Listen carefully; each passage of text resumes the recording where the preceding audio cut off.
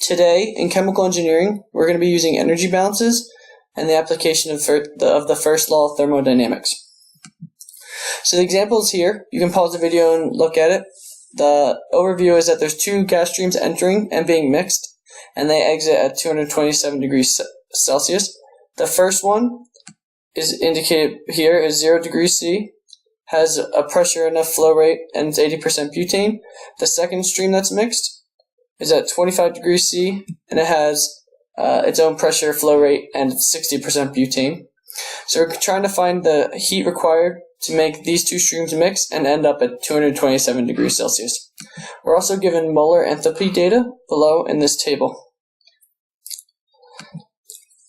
So let's first draw our diagram like always. We have stream 1, the temperature 0 degrees C, 1.1 atmospheres, 300 liters per hour, and it's 80% butane, which we'll say is B, and 20% propane, which is P. Stream 2, we also know everything about that stream, 25 degrees C, 1.1 atmospheres, 200 liters per hour, and that's 60% B. And then stream 3, we don't really know much about it other than it's 227 degrees C, and we know in order to make this process work, we're going to have to put in some sort of energy, which is Q. We're going to assume the ideal gas law. A standard temperature and pressure is STP, and it's 1 atmosphere and 273 Kelvin. And so if we can convert this to standard temperature and pressure, which is STP, we already know at that point that it's 22.4 liters per mole. And in order to get this, we take the ratio of the pressure it's at and the temperature it's at and multiply them across. It's the same thing as rearranging PV equals nRT in order to get for N1.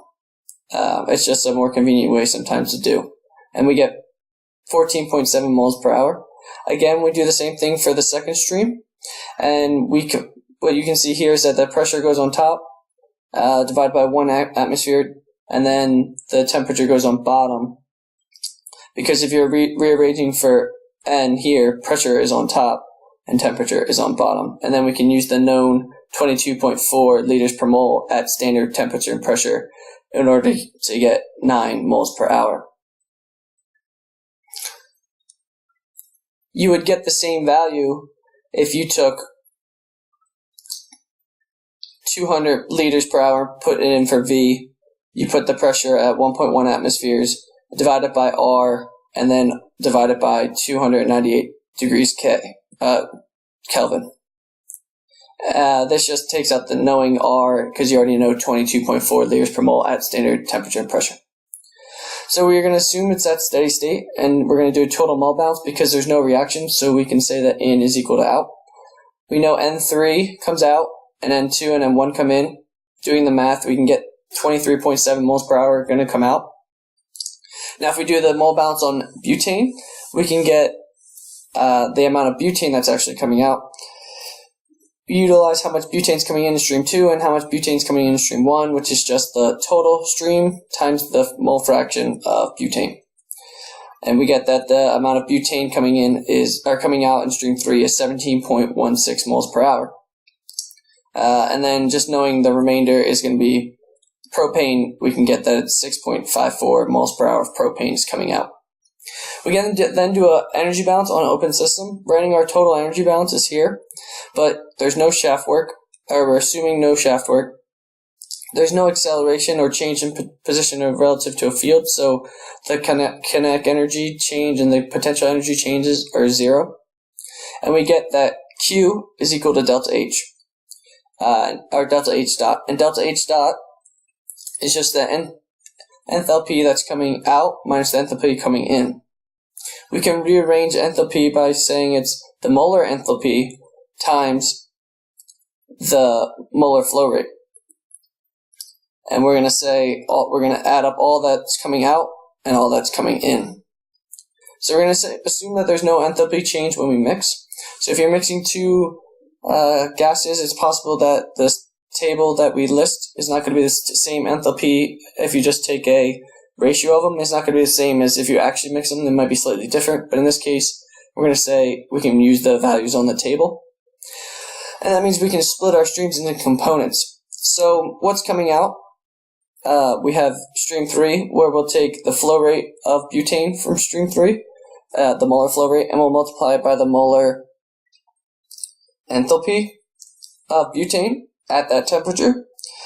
And then at the same thing, we'll do that same for propane, which will take the moles per liter of propane coming out and multiply by the molar enthalpy at that temperature.